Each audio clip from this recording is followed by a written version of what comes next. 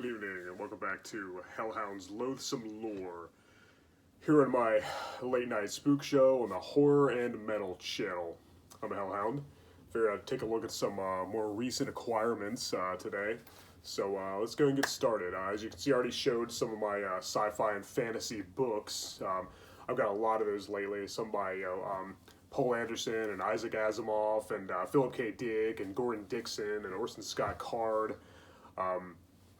Just several sci-fi fantasy books. Also got the Lord of the Rings trilogy. I already had The Hobbit, and I used to have all the Lord of the Rings books in the big hardcovers. I actually reread them recently, and then I watched all the movies again. It was very fun.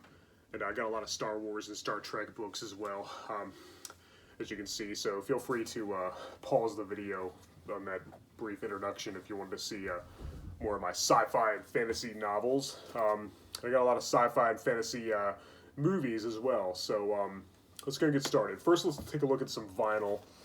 Alright, so I already had the first three albums by Rainbow with Ronnie James Dio, the legend. Richie Blackmore's Rainbow, Rainbow Rising, and of course, Long Live Rock and Roll. But I went ahead and got the other, the post-Dio Rainbow albums, which I don't like quite as much. They're not nearly as good as the Dio-fronted albums, but here we got Down to Earth with singer Graham Bonnet, and then we got Difficult to Cure, Straight Between the Eyes, and Bent Out of Shape, all with lead singer Joe Lynn Turner. And the Joe Lynn Turner albums are Roger Glover played bass, who's also from Deep Purple, much like Richie Blackmore. It's Richie Blackmore's band, by the way. He's one of my favorite guitarists. So yeah, love me some Rainbow, but I don't like the albums that came after Dio left nearly as much as the Dio fronted ones, like I already said. But anyway, speaking of great guitarists like Richie Blackmore, also got these 3 CDs from Tony Iommi's solo band. As you know, Tony Iommi is my favorite guitar player from Black Sabbath, and I really like his solo band as well. We have the first album, just called Iommi, which featured a lot of guest appearances by session musicians. Had a different lead singer in each song, such as Henry Rollins, Skin, Dave Grohl, Phil Anselmo, Serge Tankian, Billy Corgan, Ian Astbury, Peter Steele, even Ozzy himself, and Billy Idol. So yeah, love me some Tony Iommi, one of my all-time heroes, one of my favorite guitarists. You know, these other 2 albums, the 1996 Depth Sessions and Fuse, both with singer/bass player Glenn Hughes, who also sang on the 7th Star album by Black Sabbath, which was originally supposed to be a Tony Iommi solo album as well. So yeah, love me some Tony Iommi. Very happy to have these CDs in my collection because this solo band is awesome. I highly recommend you check it out. It's a lot different from Black Sabbath. His riffs do sound a little reminiscent, but it's mostly like kind of modern rock. But pretty cool, nonetheless. Alright, let's look at, the only magazine I got was yet another Creepy magazine. I've got way too many of these, but love me some Creepy. Yeah, there he is, Uncle Creepy. And Creepy is actually where I got the name Loathsome Lore, so it came full circle, right? Yeah, Uncle Creepy's Loathsome Lore. Now we have Hellhound's Loathsome Lore, which I look at recent acquirements and, like, you know, horror halls and stuff. Yeah, love me some Creepy magazine, of course. Also got some comics. I already had this Star Trek The Next Generation comic, but I figured I'd go to show it here, because, you know, why not? Then I got me some Star Wars comics. Oh, yeah. Gotta love Star Wars comics. Can never have too much Star Wars, right? Yep. Alright, now let's look at DVDs. Yeah, speaking of Star Wars, I finally got this Clone Wars movie from the animated movie from 2008. I really like the voice acting in this and the characters. Yeah, it's pretty cool. I dig it. I know a lot of people don't like it, but the Clone Wars TV show, the animated series that followed, is really, really good. I really highly recommend that. I've been rewatching that again on Disney Plus. I used to watch it on TV, like kind of more casually, but I've been watching it now.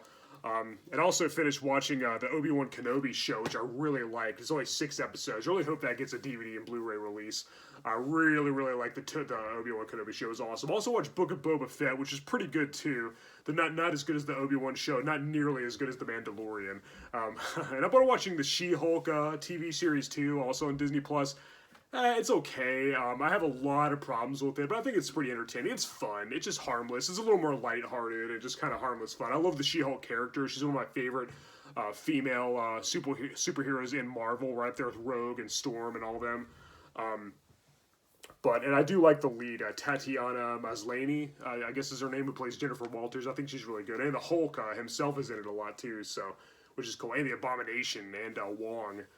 So pretty cool. So I recommend it. I'd say check it out. Like I said, I do have some huge problems with it. There's a lot of things I don't like at all, but there's a lot of things I really do like. So again, it's fine. I guess it's like I'd give it like maybe a 7 out of 10. It's kind of more mediocre a lot of the times, but it's enjoyable enough. But anyway, all right, enough about that. Rewatched this and finally have it on DVD. And also got the first season of Game of Thrones on DVD. Now, I used to have the third season, but it was missing one of the discs, so my girlfriend and I gave it away to somebody who didn't care that it was missing one of the discs, but now I got the first season. And I'm probably just going to go and buy the full, the complete series box set eventually. That'd probably be a lot easier. As you can see, I do have the first Game of Thrones book, too, right there, by George R.R. Martin.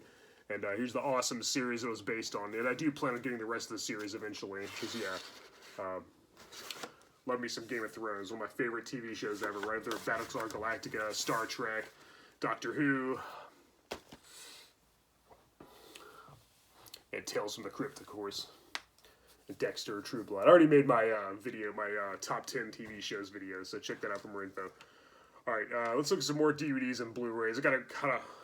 I have them kind of all mixed in here, just like as a theme. Finally got Blade Runner on DVD. I don't know why I didn't have this before. I have it in 2 copies on VHS, the theatrical and the director's cut. Now I have the final cut on DVD. Yeah, those are my favorite sci-fi movies of all time. I don't know why it took me so long to get the final cut. It's just awesome. I also got the book that it's based on, Do Androids Dream of Electric Sheep by the great Philip K. Dick. That's what this movie's based on. Yeah, I love Harrison Ford, and Rick Deckard is my favorite character he played next to, of course, Han Solo, Indiana Jones. So, yeah, Blade Runner, the final cut, one of my favorite sci-fi movies of all time. It also got the sequel on Blu Ray, Blade Runner 2049. I've only watched this one time. I need to check it out again. I don't remember a whole lot about it, to be honest. But I remember liking it a whole lot. Not as good as the original, of course, but it's still pretty good. Yeah, Blade Runner 2049. Great movie. Very happy to have these. I plan on rereading Do Androids Dream of Electric Sheep and then watching these 2 back to back as well. That'll be fun. That'll be an enjoyable experience.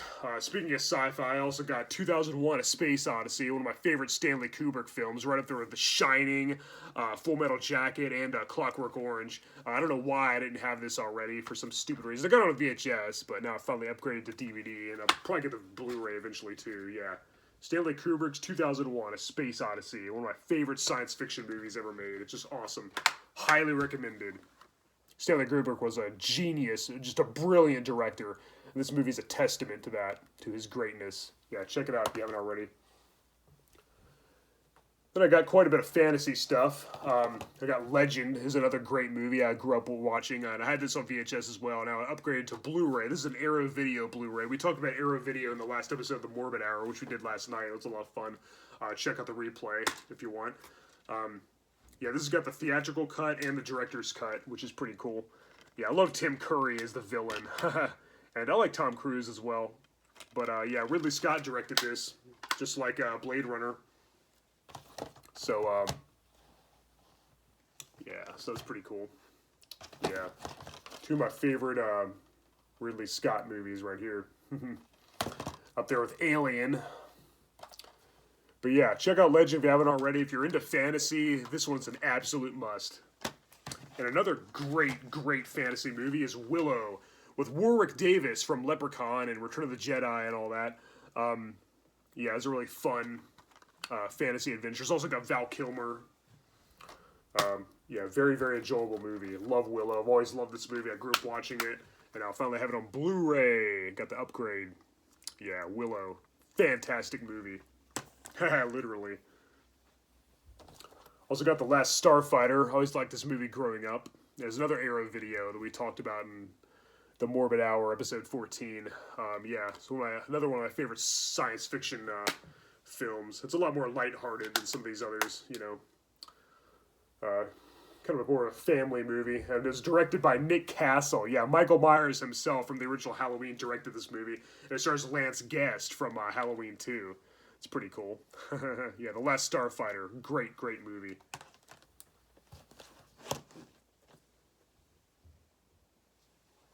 And Dan O'Harley's in it too, from RoboCop. Also got Krull, is another favorite sci-fi movie of mine. It's got a lot of elements of fantasy as well. Yeah, it's really, really cool movie. I know some people don't like it, but hey, I like it. I think it's enjoyable enough. Yeah, Krull. Pretty fun adventure flick. Also got Jurassic World Dominion. Yeah, I got all the Jurassic World movies now. I actually like this a lot more than other people did. I just loved seeing the legacy characters, you know. I love seeing Jeff Goldblum and Sam Neill and Laura Dern interacting with, you know, with Bryce Dallas Howard and Chris Pratt and all them. That was really cool, and I thought the dinosaur action was fun. It is a big missed opportunity that didn't show more of the planet being overrun by dinosaurs. I know this is kind of a bad movie, but I think it's enjoyably bad, kind of a guilty pleasure. It was highly entertaining. I wasn't bored at all. It was a little stupid at a lot of times, and like I said, it had a lot of potential that kind of got thrown out the window, and I think they overdid it with the locusts. But I'm really glad that, spoiler alert, none of the legacy characters died. That would have really pissed me off. I figured Jeff Goldblum was going to at some point, but I'm really glad he didn't. Because, yeah, Ian Malcolm's, he's awesome.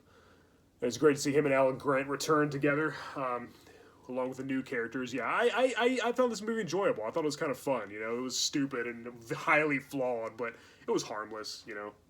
It wasn't as good as the original, of course, and it wasn't as good as Jurassic World, but I thought it was still pretty fun. I liked it better than Jurassic Park 3 and Jurassic World Fallen Kingdom, so.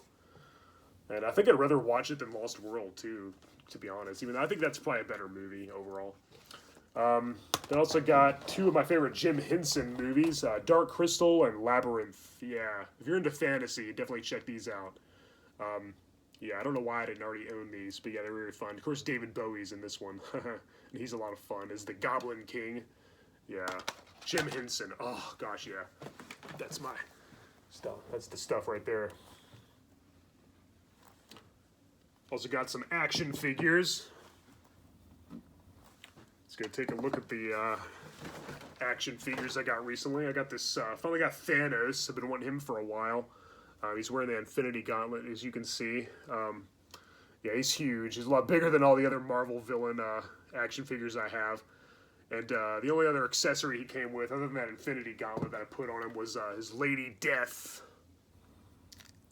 Yeah, pretty cool. I actually have her set up in here in the living room. But I have all the other action figures on display. Yeah, Thanos, he goes nicely with all the other Marvel villains I have. Then I also got Gandalf from Lord of the Rings. Oh yeah, he's my favorite Lord of the Rings character. Very happy to have him. Yeah, he goes nicely with my Darth Vader and Peter Venkman and He-Man. And Leonardo from Ninja Turtles. All the like non-superhero and non-horror character action figures I have on display in my bedroom. And yes, I do take them out of the box because I want to get some actual enjoyment out of them. If I just keep them in the case, that's just boring to me. I know they lose their value, right? But I don't care. I'm not planning on selling them. I want to actually have them on display. I want to get, you know, I want to actually enjoy them instead of just keeping them packed away. Also got Goku from Dragon Ball Z. Oh yeah, one of my favorite characters. Vegeta is actually my favorite character in the Dragon Ball franchise, but Goku's a close second. When it comes to the heroes, that is. Even though Vegeta's more of an anti-hero. Yeah. Goku. Yep. Very excited to have these figures. Been wanting them for a while. Alright guys, well, that pretty much does it. Yeah, in addition to finishing that Obi-Wan Kenobi show and Book of Boba Fett, and I'm really excited for The Mandalorian Season 3. Check out the trailer if you haven't already. It looks really good. And I'm also going to watch Hocus Pocus 2 when that comes out. I've got a lot of really exciting things planned for October. But next week I'm going to a horror convention. They're going to have Andrew Broniarski, who played Leatherface in the remakes, Brad Lorry, who played Michael Myers in Halloween Resurrection. I know that wasn't a great movie, but yeah, he was good. He was fine in it. Who else? Miguel Nunez Jr. from Return of the Living Dead and Friday the 13th Part 5. David Naughton from American Werewolf in London, and I think one of the more recent Pinhead actors is going to be there too, and a few other people. It's going to be really fun. I look forward. Me and my cousin are going, and we're going to have a great time. It's going to be awesome. I also joined a new Dungeons and Dragons group, and my name in there is Mortis Winterforge. I'm a level 6 fighter dwarf. Mountain Dwarf, yeah, Mortis Winterforge. This is the third D&D group I've been a part of, and it's a lot of fun. The other guys are really, really cool, and we get together and play at the comic book store that I used to work at, which is also a bookstore where I got several of these books at. So yeah, Mortis Winterforge, the level 6 fighter Mountain Dwarf. I know, I'm a huge dork, but it's really fun. I've been playing Magic the Gathering a lot there, too, with the guys. Yeah, I made a lot of really cool people through that. But yeah, alright guys, well, I'm Hellhound. Thank you for watching the latest episode of Loathsome Lore. Let me know if you got any really cool recent purchases in the comments below, and if I left out anything, I'll leave it in the description box, so check that out. As always, thank you for watching the Horror and Metal channel. I'm Hellhound. Till next time, later.